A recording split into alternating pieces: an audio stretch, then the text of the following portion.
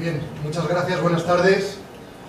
Quiero agradecer en primer lugar a los organizadores del campus, conjuntamente con FAES, a la Universidad San Ignacio de Loyola, por permitirme la oportunidad de participar en esta mesa sin duda relevante sobre las relaciones bilaterales entre España y Perú, y también decir que es un profundo honor compartir mesa con tan distinguidos ponentes, el canciller García Belaúnde, con el presidente de la Fundación Telefónica Ludwig Mayer, con mi amigo Héctor Ñaupari, presidente del Instituto de Acción Humana, y también con nuestro moderador Ramiro Salas, vicerrector internacional de la universidad.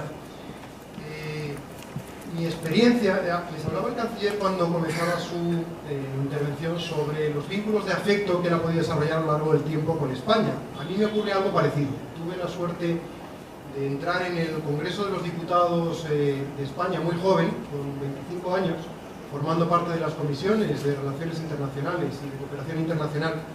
Ahí empecé a tomar contacto con la realidad latinoamericana y posteriormente, desde el año 2000 al 2004, fui secretario general de la Fundación Popular Iberoamericana y, como bien decía el moderador, desde el año 2004 trabajo en este ámbito también desde la Fundación FAES.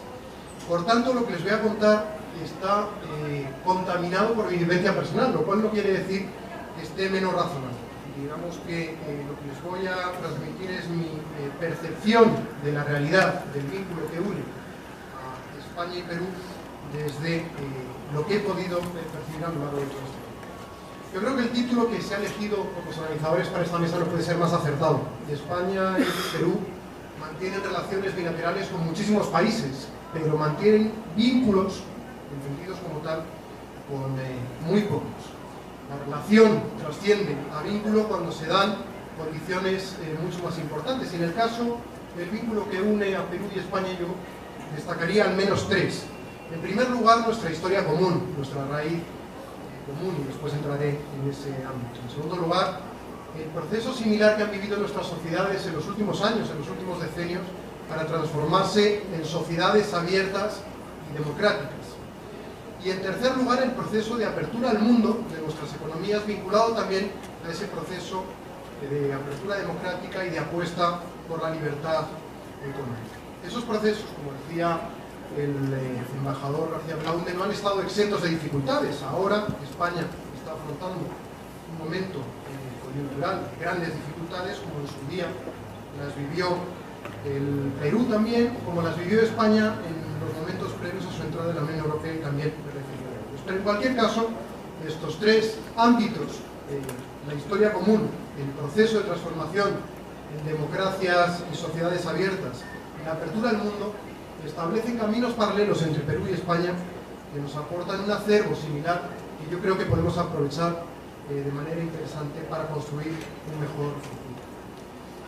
Obviamente compartimos una historia común. Les hablaba ayer Javier Zarzalejos que nuestros vínculos se anclan en el descubrimiento del nuevo mundo y se consolidan con el advenimiento de la democracia liberal que nace con la aprobación de la Constitución de Cádiz y que consagra la sociedad de ciudadanos libres y iguales, que posteriormente se desarrolla con los procesos de emancipación y el nacimiento de las repúblicas latinoamericanas. A pesar de todas las dificultades que la historia ha contemplado en nuestra relación posterior, no cabe duda que ese origen común, ese punto de partida para las sociedades modernas española y peruana, está en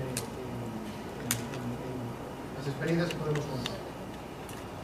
Además de esa historia común y de esos valores compartidos, el vínculo entre España y Perú se ha visto fortalecido en los últimos años, como les decía, por el esfuerzo realizado por nuestras sociedades a la hora de transformarse en sociedades abiertas, en las que personas de toda condición, trabajadores, estudiantes, inversores, emprendedores y empresarios, han sido los principales agentes del cambio y de la transformación.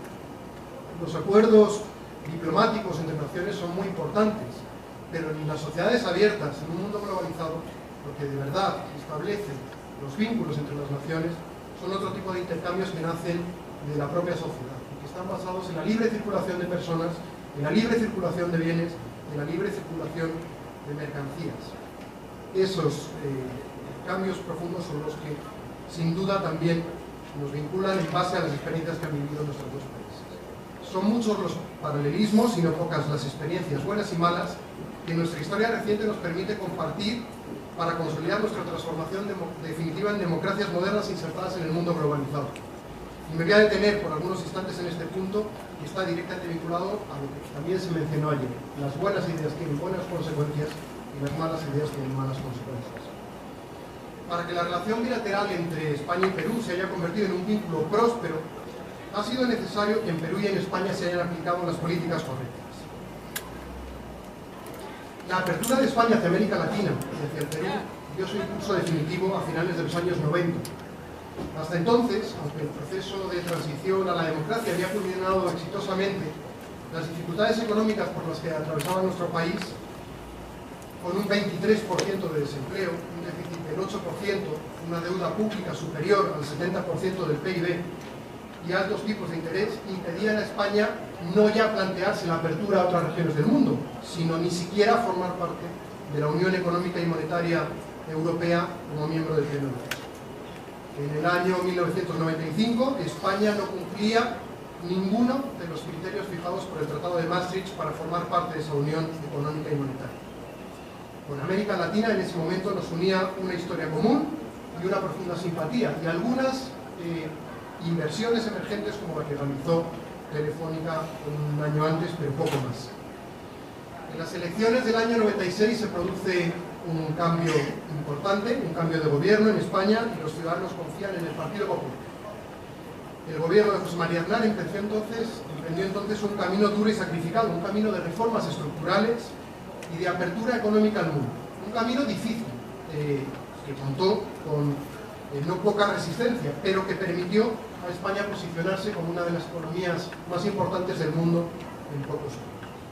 En tan solo un año, España consiguió cumplir las condiciones para entrar en la Unión Económica y Monetaria, cumplió las 4 condiciones que fijaba el Tratado de Maastricht, y con ello pudo aprovechar de manera más eficiente las posibilidades de la globalización. Al formar parte de un club de naciones que aplicaban el rigor económico, que mantenían una misma dirección, la confianza de los mercados internacionales en España obviamente se acrecentó, no solo por las medidas que se tomaban dentro, sino también por pertenecer a eso. Gracias a ese esfuerzo colectivo de la sociedad española, pero gracias también al impulso dado por las buenas políticas, España pudo redescubrir América Latina. Las cifras que les voy a dar les van a recordar a las del año 96, porque son básicamente las mismas, pero es que hemos conseguido ir hacia atrás 18 años. Volvemos a tener una tasa de desempleo del 23%, les recordaba que en el año 96 era el 23, bajamos al 11, volvemos a estar en el 23. Hoy tenemos un déficit público del 8%, hemos llegado al 11%, y nuestras cuentas públicas están al borde de la intervención por parte de la Unión Europea.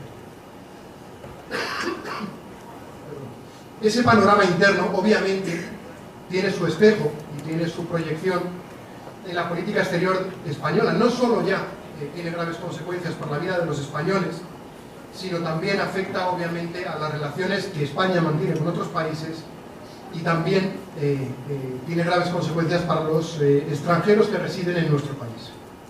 Hoy cerca del 40% de sus compatriotas, de los peruanos que residen en España, han expresado en las encuestas su deseo de regresar al Perú. No solo porque las malas políticas hayan llevado a España a la situación en la que se encuentra hoy, sino porque las buenas políticas han llevado a Perú a hacer de su país de origen un lugar en el que el futuro es más esperanzador. Voy a finalizar en breve, comentarles que también es una señal de madurez en la relación bilateral el hecho de que se reduzcan paulatinamente la cooperación internacional aportada por España mientras crece el comercio entre los dos países. Eso es positivo porque permite que la relación sea de igual a igual, sea una relación horizontal. La cooperación establece unas jerarquías verticales donde hay un donante y hay un receptor, mientras que el comercio favorece el intercambio de igual a igual entre ambos países. Por tanto, podemos afirmar hoy, desde el lado de España al menos, que la relación entre nuestros países constituye un vínculo de prosperidad. ¿Qué podemos hacer para mejorar aún más la relación? ¿Hacia dónde podemos avanzar para fortalecer aún más este vínculo? En primer lugar, podemos consolidar la relación a largo plazo. Frente a las tentaciones exóticas vinculadas a la compraventa de materias primas o a los intereses coyunturales que pueden ofrecer otros países del mundo, la historia nos ha demostrado que los vínculos basados en valores son los más sólidos y duraderos. En ese sentido, la experiencia de la Unión Europea con el vínculo atlántico es probablemente el ejemplo más exitoso de cuando se han dado en el mundo.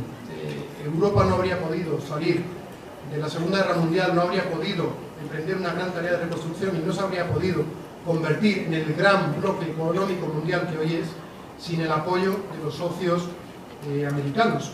Y los socios americanos entendidos como los americanos del norte y los americanos del sur. Esa es una de las facetas que yo creo que en el futuro debemos propiciar, la triangulación del vínculo atlántico que está basado en valores que son los que dan sentido a nuestra pertenencia al mundo occidental. El esfuerzo que ha realizado Perú en los últimos años para luchar contra la pobreza ha sido importantísimo, uno de los más notables que se han dado en el mundo. En tan solo 10 años la pobreza ha bajado del 54% al 28%, pero aún queda mucho por hacer. En ese sentido, para que el desarrollo alcance a los que aún están excluidos, es necesario reducir la informalidad, incrementar la eficacia del Estado, incrementar la eficiencia de la inversión en infraestructuras que permitan conectar todo el territorio o mejorar la educación pública.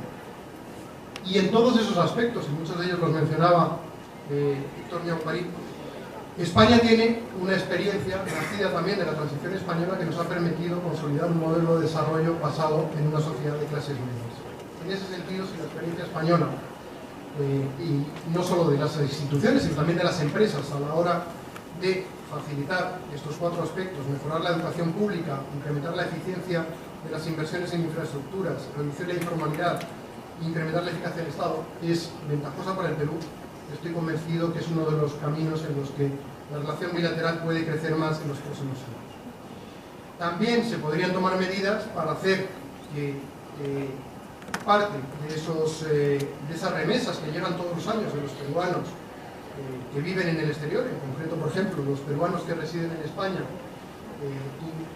mandan a este país cerca de 500 millones de dólares al año, pudieran tener incentivos a la hora de invertirse en esos mismos sectores estratégicos. Creo que sería la mejor manera de vincular a aquellos que en su día se vieron obligados a salir fuera de este país con el futuro de su propio país, de posibilitar que ese retorno de capitales de los peruanos que hoy están fuera tuviera como objeto el poder trabajar en esos sectores estratégicos que van a permitir reducir la brecha de la pobreza y de la inserción y que van a permitir hacer de este país uno de los países más prósperos de la región. Y finalizo con un comentario final. Al igual que la democracia y la libertad no están logradas y no están conquistadas para siempre, tampoco el vínculo entre nuestros países es indisoluble. Ese vínculo hay que trabajarlo y conquistarlo día a día. Somos 2 países con democracias relativamente jóvenes, relativamente inmaduras y también tenemos vulnerabilidades similares.